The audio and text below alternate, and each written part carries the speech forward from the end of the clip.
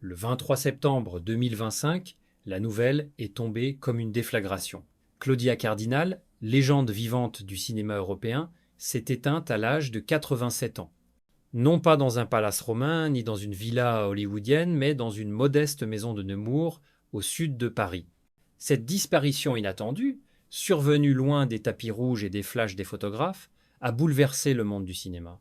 Car derrière l'icône flamboyante, derrière la muse de Visconti et de Fellini, se cachait une femme discrète, jalouse de son intimité, et dont l'existence se termine dans un décor d'une simplicité presque déconcertante. Dès l'aube, la presse italienne et française s'est emparée de l'information, les hommages affluant de tous côtés. Pourtant, au-delà de la tristesse et de la reconnaissance unanime, une série de questions troublantes s'est imposée. Comment une actrice qui a tourné dans plus de 100 films, côtoyé les plus grands réalisateurs et accumulé des cachets faramineux, a-t-elle choisi de s'éclipser dans une demeure si modeste? Que révélait ce choix? Était-ce un refuge contre les excès de la gloire, ou bien la preuve tangible d'un mystère plus profond, celui d'une fortune demeurée insaisissable?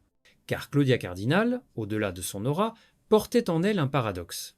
Elle fut adulée, célébrée, convoquée sur les plus prestigieux plateaux de tournage, mais ses confidences laissaient entendre des périodes de fragilité financière. Son silence sur ses véritables biens et sur la gestion de sa carrière a alimenté des spéculations sans fin. Certains parlent de contrats désavantageux, d'investissements occultes ou de dons généreux qui auraient entamé son patrimoine. D'autres évoquent un trésor caché, éparpillé entre l'Italie, la France et être même Hollywood. La maison de Nemours, désormais lieu de mémoire, est devenue le symbole de ce contraste saisissant. Une diva planétaire qui termine ses jours loin des fastes, comme si elle avait voulu tourner le dos aux apparences, mais était-ce une fuite ou au contraire l'ultime affirmation de sa liberté? Cette demeure, simple et silencieuse, est-elle le coffre invisible où reposent les souvenirs, les secrets, et peut être une partie de cette fortune insaisissable? En réalité, l'annonce de sa mort ne marque pas seulement la fin d'une vie. Elle ouvre une enquête intime, une plongée dans le destin d'une femme partagée entre la lumière et l'ombre, entre la reconnaissance universelle et la solitude choisie. Car ce qui reste en suspens, c'est autant le souvenir d'une carrière prodigieuse que l'énigme d'un héritage. Une question taraude désormais le public. Claudia Cardinal nous a-t-elle quitté en ne laissant que des films immortels, ou bien son héritage cacheté-il une richesse matérielle encore voilée, aussi mystérieuse que son regard? Avant de devenir cette figure magnétique du cinéma, Claudia Cardinal fut une jeune fille marquée par les doutes et les fractures de son histoire familiale. Née à Tunis en 1938, dans une colonie italienne d'Afrique du Nord, elle grandit dans un univers hybride où les langues et les cultures s'entrechoquaient. Son père, ingénieur au chemin de fer, incarnait une certaine rigueur, tandis que sa mère, d'origine sicilienne, représentait une tradition familiale empreinte d'exigence et de silence. L'adolescence de Claudia fut traversée par des ombres dont elle ne parla que rarement. Un sentiment d'étrangeté, une difficulté à trouver sa place, et surtout une fragilité intérieure que son regard intense trahissait parfois. Très tôt, elle fut confrontée au paradoxe d'une beauté qui, au lieu de l'élever immédiatement, semblait la piéger. Adolescente, elle ne maîtrisait pas encore bien l'italien et se sentait maladroite, presque étrangère, dans sa propre identité. Pourtant, son visage sculptural, ses yeux sombres et ardents, attiraient irrésistiblement l'attention. Sa silhouette se distinguait dans les rues de Tunis, et bientôt, sans l'avoir vraiment cherché, elle fut entraînée dans l'univers du spectacle. En 1957, sa vie bascula lorsqu'elle gagna un concours de beauté organisé à Tunis. Le prix l'envoya à Venise pour représenter la Tunisie lors d'un festival. À l'époque, elle n'imaginait pas que ce voyage changerait le cours de son existence. Sur place, les producteurs et photographes furent frappés par ce mélange d'innocence et de force qui émanait d'elle. Mais Claudia, réticente, refusa dans un premier temps les propositions. Elle rêvait d'enseigner, non de devenir actrice. Son tempérament farouche la poussait à se méfier du monde du cinéma, perçu comme un univers de faux-semblants. Pourtant, le destin la rattrapa. À Rome, elle fut approchée par plusieurs réalisateurs qui virent en elle une perle brute à polir. Sa réserve, sa voix rauque, son accent jugé trop marqué, Tout cela qui aurait pu être des obstacles devint paradoxalement sa singularité. Claudia comprit vite que cette différence était son arme, mais elle portait encore en elle les cicatrices d'une jeunesse incertaine. Cette période fut également marquée par un événement intime qui pesa lourdement sur son psychisme et sa trajectoire, la naissance de son fils Patrick, qu'elle présenta longtemps comme son frère afin de préserver sa carrière naissante et d'éviter le scandale. Ce secret, gardé dans l'ombre, témoigne de la violence des compromis imposés à une jeune femme qui entrait dans un monde dominé par les hommes et par la pression de l'image. La Claudia cardinale publique, en pleine ascension, brillait, la Claudia privée, encore fragile, luttait pour protéger son intimité et celle de son enfant. Ainsi, la jeunesse de Claudia fut faite d'ambivalence. D'un côté, l'éveil d'une destinée éclatante, de l'autre, un chemin jalonné de doutes et de blessures cachées. Cette tension intérieure, entre force apparente et fragilité intime, allait marquer toute sa carrière. Car si l'icône devint mythique, c'est aussi parce qu'elle portait en elle cette vulnérabilité muette qui transparaissait à l'écran, donnant à chacun de ses rôles une intensité singulière. Au tournant des années 1960, la trajectoire de Claudia Cardinal prit des allures de légende. Ce qui n'était au départ qu'un concours de beauté gagné par hasard se transforma en une ascension fulgurante vers les sommets du cinéma mondial. Dès ses débuts dans le cinéma italien, les producteurs comprirent qu'ils avaient entre leurs mains un joyau. Sa beauté méditerranéenne, si différente des canons nordiques de l'époque, intriguait et fascinait. Mais Claudia refusa très tôt d'être réduite à un simple visage.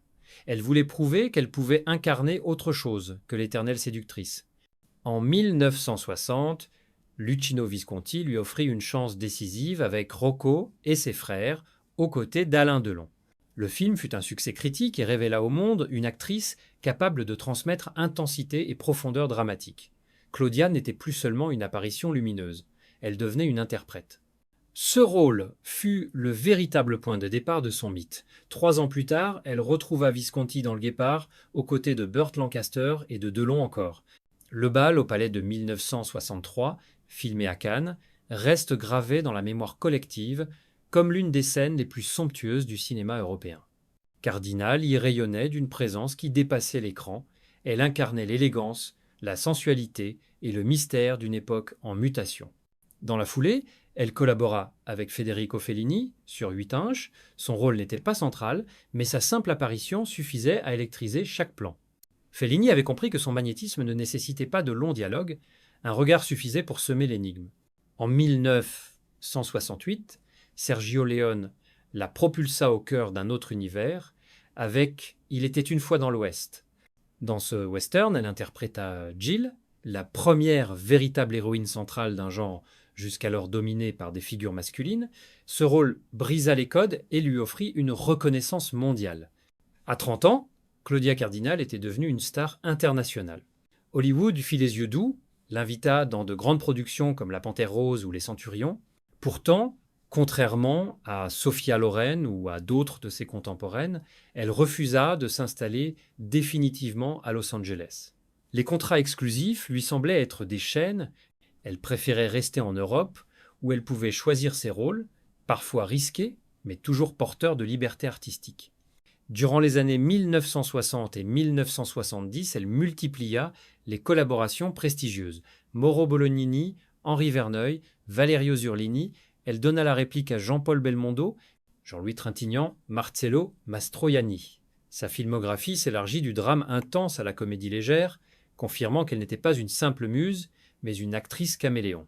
En parallèle, son image devint iconique. Les couvertures de Paris Match, Life ou Vogue s'emparèrent de son visage. Photographiée par Avedon ou Newton, elle incarnait la féminité méditerranéenne dans toute sa force et sa singularité. Mais derrière cette lumière, un paradoxe persista.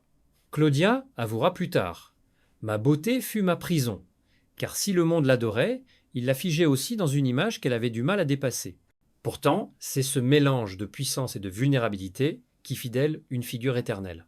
L'ascension fulgurante de Claudia ne fut pas qu'un succès personnel, elle symbolisa un âge d'or du cinéma européen, celui où Rome, Paris et Cannes rivalisaient avec Hollywood dans l'imaginaire collectif.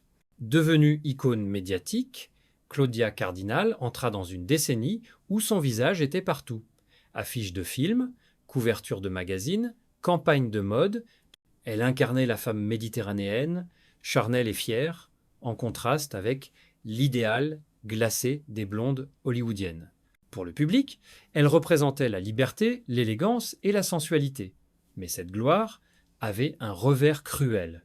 Derrière l'adoration, elle ressentait une forme d'enfermement, une prison dorée dont elle ne pouvait s'échapper. Très vite, l'industrie tenta de la réduire à un archétype, la femme fatale, inaccessible, séduisante. Les rôles qu'on lui proposait se répétaient, parfois, écrits à la hâte, pour exploiter son image plus que son talent. Claudia, elle, aspirait à autre chose. Elle voulait des personnages complexes, vulnérables, contradictoires. Elle cherchait des rôles où elle pouvait montrer ses failles, mais on exigeait d'elle seulement de briller. Cette tension nourrit son sentiment d'isolement. Elle confia plus tard: j'étais admirée pour ce qui m'empêchait d'être pleinement moi-même. Dans les années 1970, alors que beaucoup d'actrices voyaient leur carrière décliner, Claudia réussit à maintenir sa place au sommet. Elle choisissait ses projets avec soin, fuyant les pièges des superproductions hollywoodiennes pour privilégier des films européens plus audacieux. Mais ce choix avait un prix. Elle renonçait à des cachets immenses au profit de sa liberté. Et cette liberté, si précieuse, alimentait aussi les rumeurs sur ses finances. Comment une star mondiale, si demandée, pouvait-elle parfois avouer traverser des périodes de fragilité économique? Derrière les flashs, Claudia menait une vie plus tourmentée qu'on ne l'imaginait. Elle voyageait sans cesse, mais son intimité restait entourée de mystères. Son fils Patrick, qu'elle avait longtemps présenté comme son frère, était la part d'ombre de son histoire. La dissimulation imposée par l'industrie, pour ne pas ternir son image de femme libre et désirable, la hantait. Ce secret, mêlé à une solitude profonde, ajoutait à l'énigme qu'elle représentait aux yeux du public. Les photographes du monde entier cherchaient à capturer son visage, mais personne ne parvenait à percer la femme derrière l'icône. Elle apparaissait partout, et pourtant elle demeurait insaisissable. Les critiques voyaient en elle une énigme vivante, un mélange de force et de vulnérabilité qui nourrissait son aura, mais Claudia, malgré son succès, portait en elle une mélancolie que rien ne semblait apaiser. Cette dualité atteignit son apogée, une femme célébrée comme symbole d'indépendance et de beauté, mais qui se sentait prisonnière de son propre éclat. Sa carrière, éclatante en apparence, était marquée par des sacrifices invisibles. Et cette contradiction entre l'image radieuse et la douleur intime allait devenir le fil rouge de son existence. Plus que jamais, Claudia Cardinal incarnait l'icône dont la gloire avait un prix, celui d'une liberté toujours menacée par l'ombre des projecteurs. Au crépuscule de sa carrière, Claudia Cardinal fit un choix qui surprit et troubla. Elle décida de se retirer dans une maison modeste, nichée à Nemours, loin des palais romains et des villas hollywoodiennes. Cette demeure, sans faste ni ostentation, contrastait avec l'image flamboyante de la star qui avait illuminé Cannes et conquis les cinéastes du monde entier. Pour certains, il s'agissait d'une fuite. Pour d'autres, d'un acte de résistance, une manière d'affirmer que sa liberté valait plus que toutes les apparences. Mais cette retraite posa une question qui fascine encore. Que cachait vraiment cette maison silencieuse? Était-elle un simple refuge ou l'écrin d'une fortune invisible? Tout au long de sa carrière, Claudia avait perçu des cachets immenses. Ses rôles dans Le Guépard, 8 à 1 ou Il était une fois dans l'Ouest, avaient fait d'elle l'une des actrices les mieux rémunérées d'Europe. Ses apparitions dans des festivals, ses collaborations avec Hollywood, ses campagnes publicitaires rapportaient des sommes considérables. Pourtant, à plusieurs reprises, elle laissa entendre qu'elle avait connu des moments de fragilité financière. Des contrats désavantageux, une gestion approximative, une générosité parfois excessive avaient grignoté son capital. Contrairement à d'autres stars, elle ne montrait jamais ses biens, ne construisait pas de palais.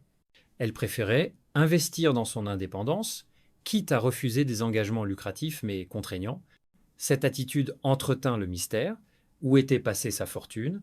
Certains affirmaient qu'elle possédait des propriétés discrètes en Italie, d'autres parlaient d'investissements en France. Des rumeurs évoquaient aussi des droits d'image négociés dans l'ombre, rapportant encore après sa disparition. Mais rien de concret n'apparut au grand jour. À la fin de sa vie, sa maison de Nemours donnait l'impression d'une existence simple, presque frugale. Était-ce la preuve qu'une partie de son patrimoine s'était évaporée, ou au contraire, la manifestation d'une volonté farouche de vivre en retrait. Au-delà de la question matérielle, il y avait l'héritage symbolique. Car Claudia savait que sa véritable richesse se mesurait ailleurs. Ses films, ses interviews, ses images constituaient une fortune immatérielle, inestimable. On peut perdre des villas, des contrats, des millions, on ne perd jamais la trace laissée dans l'histoire du cinéma. La maison de Nemours, par son apparente modestie, reflétait ce paradoxe. Extérieurement discrète, intérieurement remplie de trophées, de photographies, de souvenirs de tournage. Entre ces murs reposaient des fragments d'une vie extraordinaire, un trésor de mémoire plus précieux que l'or. Mais ce retrait volontaire n'apporta pas toutes les réponses. Que reste-t-il aujourd'hui de sa fortune concrète? Son fils Patrick, longtemps tenu à l'écart des projecteurs, occupe une place singulière dans cette transmission. Pourtant, au-delà des liens familiaux, c'est toute une mémoire collective qui hérite de Claudia. Ses films continuent de générer des revenus, ses images circulent encore, son nom résonne dans les festivals. Est-ce là sa fortune cachée, la capacité, même après sa mort, à susciter admiration, émotion et reconnaissance. Claudia Cardinal quitta ce monde entouré de mystères, comme si elle avait voulu que sa dernière demeure devienne l'ultime énigme. La valeur réelle de son patrimoine importe-t-elle, elle vraiment?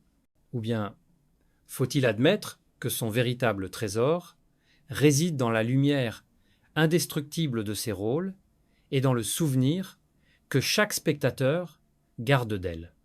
La maison silencieuse de Nemours semble poser la question elle-même. Qu'est-ce qui compte davantage, l'or compté dans un coffre ou l'or vivant d'une légende? Le 23 septembre 2025, lorsque la nouvelle de sa mort se répandit à l'aube, le monde entier rendit hommage à Claudia Cardinal. En Italie, les journaux titrèrent Addio Regina. En France, on salua l'ange du guépard, rappelant qu'elle avait choisi d'y obtenir la nationalité et d'y finir sa vie. Sur les réseaux sociaux, des milliers de messages évoquaient son sourire, sa voix rauque, son regard de braise. Mais, au-delà des hommages, c'est la question de son héritage qui s'imposa. Que reste-t-il vraiment d'une actrice qui a traversé plus de 100 films, marqué 3 décennies de cinéma et inspiré les plus grands? D'abord, un patrimoine artistique. Ses rôles dans Rocco et ses frères, Le Guépard, 8-1, Il était une fois dans l'Ouest sont devenus des repères immuables de l'histoire du cinéma. Ces scènes, encore diffusées, continuent d'émouvoir de nouvelles générations. Claudia a légué une filmographie dense, riche et multiple, qui s'étend des drames les plus sombres aux comédies légères. Chaque film porte une part de son intensité, de sa fragilité et de sa vérité. Ensuite, un héritage moral. Claudia Cardinal refusa toujours les compromis faciles. Elle préféra décliner des propositions lucratives plutôt que de perdre sa liberté. Elle montra qu'une femme pouvait diriger sa carrière sans se soumettre aux dictats d'Hollywood. Elle fit de sa trajectoire un manifeste d'indépendance, inspirant celles et ceux qui rêvent de choisir leur propre chemin. En devenant ambassadrice de l'UNESCO, en défendant la cause des femmes et en dénonçant la violence, elle transforma aussi ses blessures intimes en combats collectifs. Enfin, un héritage personnel. Derrière l'icône, il y eut une mère attentive, un lien discret mais puissant, avec son fils Patrick, longtemps resté dans l'ombre. Il y eut aussi une amitié indestructible avec Alain Delon, leur complicité s'étendant sur 6 décennies. Ensemble, ils incarnaient Angélique et Tancrède, 2 visages d'une jeunesse éternelle. Quand Claudia écrivit en 2024 « Le bal est fini, je vais danser avec les étoiles », le monde comprit qu'elle préparait son départ.